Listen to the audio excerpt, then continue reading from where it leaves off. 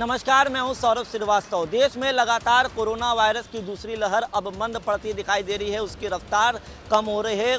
74 दिनों बाद corona virus के सबसे कम मामले सामने आए हैं और लगातार 5वां दिन है जब मामले 70,000 से भी कम आए हैं। स्वास्थ्य मंत्रालय के मुताबिक पिछले 24 घंटे की अगर बात करें तो पिछले 24 घंटे में 60,753 नए कोरोना वायरस के केस सामने आए हैं। वहीं 1647 लोगों की पिछले 24 घंटे में इस जानलेवा वायरस के चलते जान गई है। तो लगातार जिस तरीके से कोरोना वायरस के मामले कम हो रहे हैं तो राहत भरी खबर ये है कि अब मौत के आंकड़े भी धीरे धीरे कम होते नजर आ रहे हैं, क्योंकि जिस तरह से पिछले कई दिनों से कोरोना वायरस के मामलों में लगातार गिरावट देखी जा रही थी, लेकिन उस अनुपात में मौत के आंकड़े कम नहीं हो रहे थे। लेकिन बीते 2 दिनों से मौत के आंकड़े भी कम होते हुए नजर आ रहे हैं, जो एक राहत भरी बात है, क्योंकि सरकार भी इसको लेकर के काफ़ी चिंता में थी। लोगों को आगाह किया जा रहा था और अभी भी सरकार यही अपील कर रही है कि अगर बहुत जरूरी हो तभी घरों से बाहर निकले, क्योंकि अनलॉक की प्रक्रिया लगभग ज़्यादातर राज्यों में शुरू कर दी गई है। आर्थिक गतिविधियों को देखते हुए तो कोरोना वायरस के मामले कम हो रहे हैं। हम आपको बता दें, इससे पहले गुरुवार को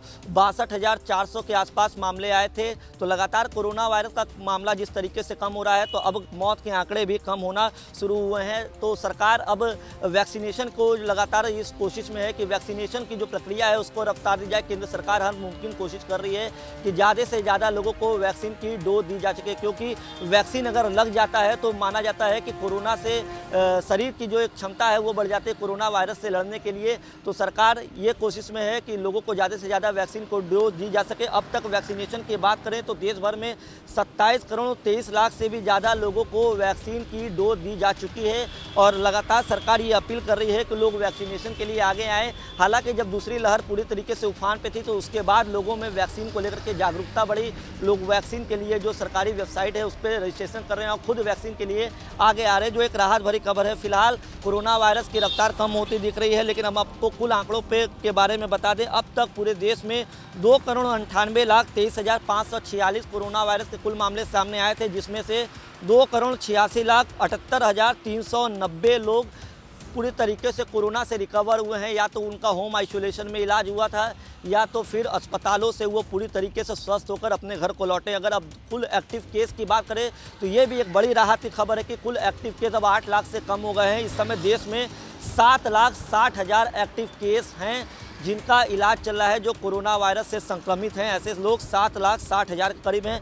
मौत के अगर आंकड़े की बात करें तो अब तक 3,85,137 लोगों की इस जानलेवा वायरस के चलते पूरे देश भर में मौत हुई है। तो लगातार कोरोना वायरस को लेकर के जो राहत भरी खबरें आ रही है कि कोरोना वायरस के एक्टिव मामले लगातार कम हो रहे हैं और आज 5वां दिन था जब लगातार मामले 70,000 से भी कम आए हैं। तो इसी तरीके से कोरोना वायरस के मामले कम होते रहेंगे, लेकिन अभी भी लोगों को ज़रूरत है कि वो किसी भी तरीके की असावधानी न बरतें।